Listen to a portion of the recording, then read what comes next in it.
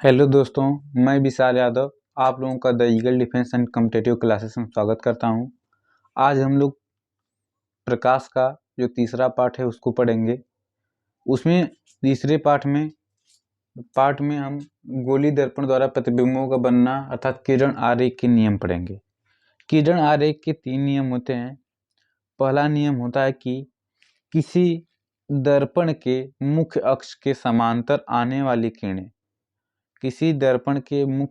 समांतर आने वाली किरणें परावर्तन के पश्चात फोकस से गुजरती हैं या गुजरती हुई प्रतीत होती हैं।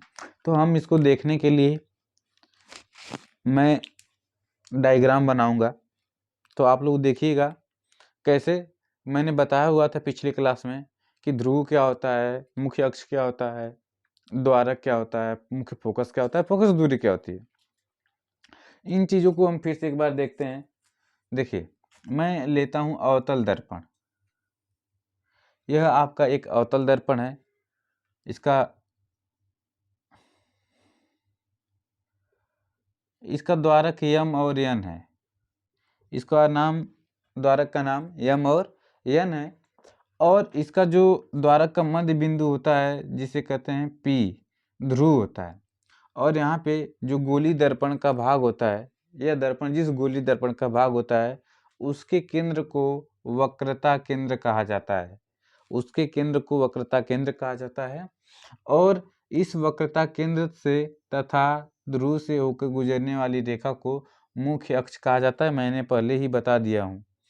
अब देखिए दूसरा कि जो पहला नियम होता है किरण आरेख का, जो पहला नियम होता है वह होता है, यहाँ पे इसको मैं सी से डिनोट करता हूँ वक्रता केंद्र को।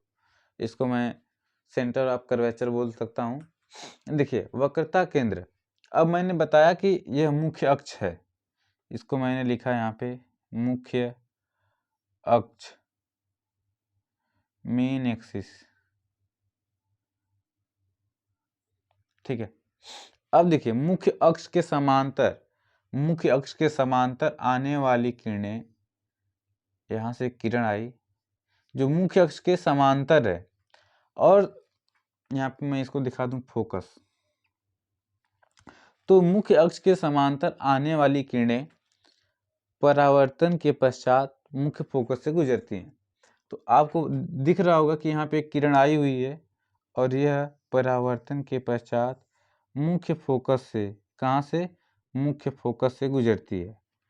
यह किरण आरेख का पहला नियम है कि दर्पण के मुख्य अक्ष के समांतर आने वाली किरण परावर्तन के पश्चात मुख्य फोकस से गुजरती है या गुजरती हुई प्रतीत होती है।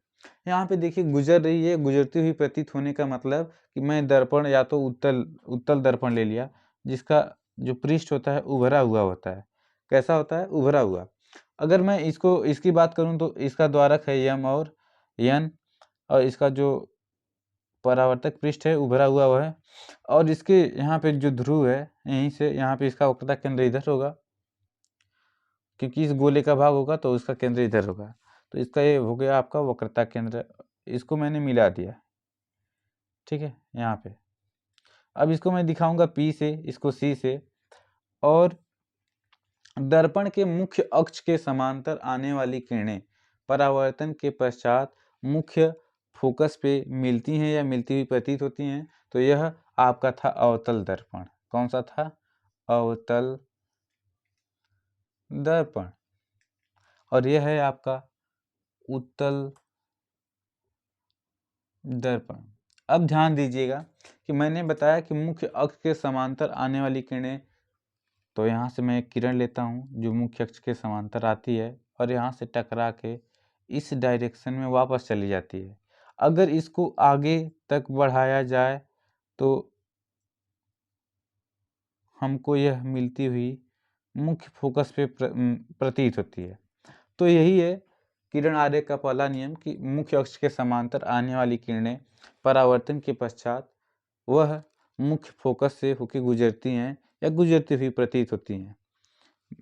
इसको किरण आरेख का पहला नियम कहते हैं। किरण आरेख का जो दूसरा नियम है वह है कि किसी भी दर्पण के वक्रता केंद्र से होकर जाने वाली रेखा उसी दिशा में वापस आ जाती है। जैसे मैं एक अवतल दर्पण ले लिया, यह इसका परावर्तक पृष्ठ है, इधर कलई किया हुआ भाग है, यह आपका है अवतल दर्पण। अब देखिए आपको मैंने बता दिया है पहले ही कि ये इसका पोल है, इसको मैं बोलूँगा यम और यन द्वारक। यह द्वारक हो गया और यहाँ पे इसका क्या होगा, सेंटर होगा। थोड़ा सा एक मिनट, इसको इधर मैं करता हूँ, ठीक है। इसको मैंने सेंटर माना, यहाँ पे माना मैंने फोकस।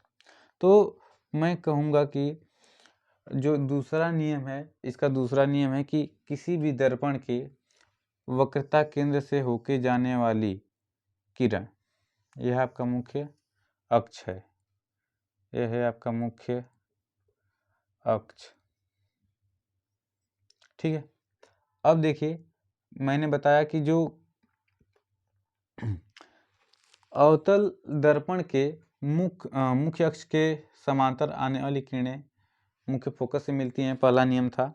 दूसरा नियम है कि किसी गोली दर्पण के वक्रता केंद्र से गुजरने वाली किरण वापस उसी डायरेक्शन में चली जाती है, चाहे वह उत्तल दर्पण हो चाहे अवतल। तो यह अवतल के लिए था, मैं उत्तल यहीं पे बना दूं।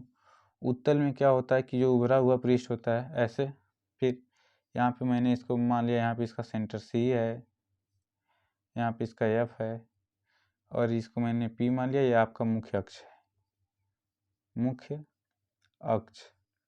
अब होता क्या है कि वक्रता केंद्र से होके गुजरने वाली रेखा या गुजरती हुई प्रतीत रेखा दर्पण से परावर्तन के बाद वापस उसी डायरेक्शन में चली जाती है। तो यह देखिए लग रहा है कि वक्रता केंद्र से जा रही है।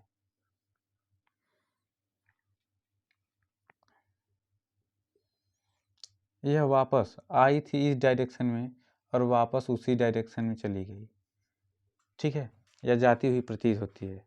अर्थात मैं कहूँ कि वक्रता केंद्र से गुजरने वाली किरण उसी डायरेक्शन में वापस लौट जाती है, इसे दूसरा नियम कहते हैं। जो तीसरा नियम है वह यह है कि किसी गोली दर्पण के मुख्य फोकस से, किसी गोली दर्पण के मुख्य फोकस से गुजरने वाली किरण,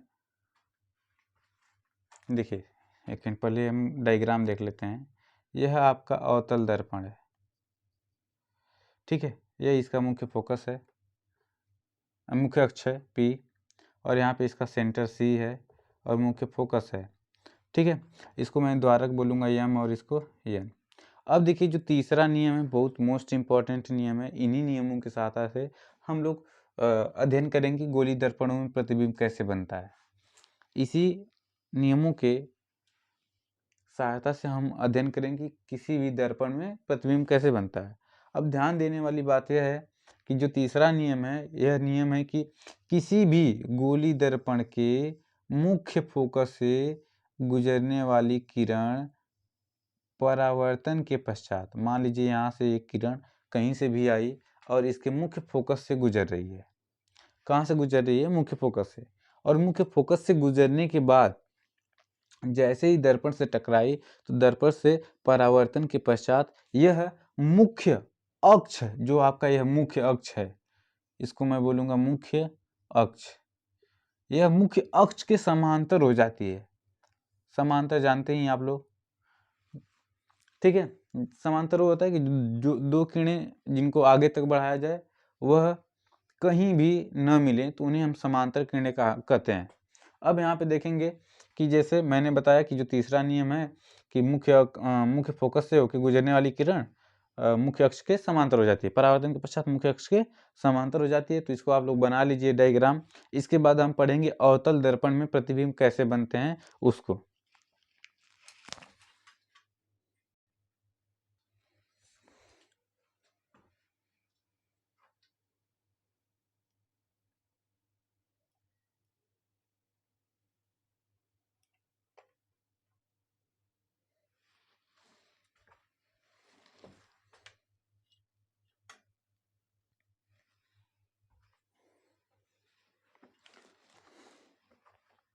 अब हम अध्ययन करेंगे कि अवतल दर्पण द्वारा प्रतिबिंब का बनना जब वस्तु अनंत पे हो। अर्थात हम इस बात का अध्ययन करेंगे कि जो दर्पण से प्रतिबिंब बनता है, दर्पण पे प्रतिबिंब बनता है, दर्पण के द्वारा प्रतिबिंब बनता है, वह कब, कैसे, किस स्थिति में बनता है। यह मैं बताऊं आपको तो जैसे अवतल दर्पण ले लिया, अवतल, तो यह किसी भी दर्पण को लूँगा मैं, तो जो प्रतिबिंब होता है, उसकी प्रकृति, उसकी आकार, यह सब इस बात पे डिपेंड करता है कि वह वस्तु ध्रुव से कितनी दूर रखा हुआ है। जैसे इस वस्तु का मतलब इस दर्पण का मैं द्वारक ले लिया यम और यन, इसका जो ध्रुव है P, और यहाँ से ध्रुव से गुजरने वाली जो रेखा है जिसको मैं कहूँगा मुख्य अक्ष, मुख्य अक्ष, और यहाँ पे इसका हो गया सेंटर C। तो देखिए, जब वस्तु अनंत पर हो, अर्थात अवतल दर्पण में जब वस्तु, मैं कोई एक वस्तु ले लिया जो अनंत पे रखी हुई है, उस वस्तु को मैं नाम देता हूँ ए बी।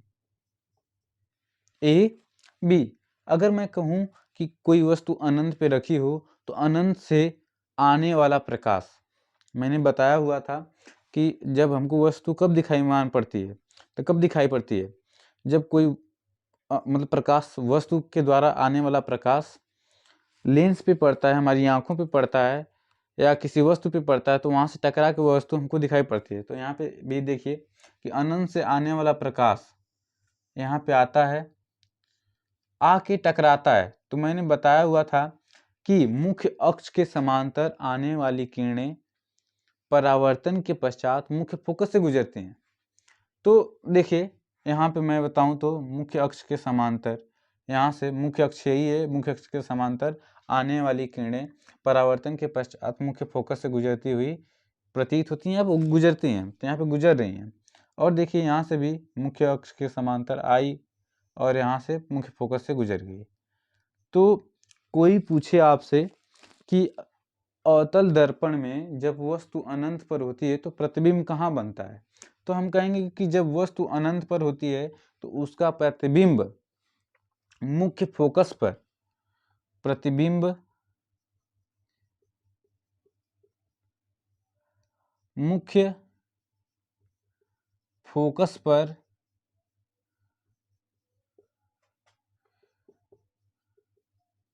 बिंदु आकार का वस्तु से छोटा तथा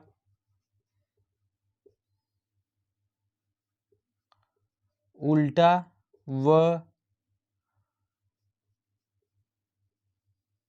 वास्तविक बनता है। कैसा बनता है? वास्तविक बनता है। सीधे सीधे कहने का मतलब कि अवतल दर्पण में जब वस्तु अनंत पर होती है तो प्रतिबिंब मुख्य फोकस पर बिंदु आकार का वस्तु से छोटा, उल्टा तथा वास्तविक बनता है। ठीक है।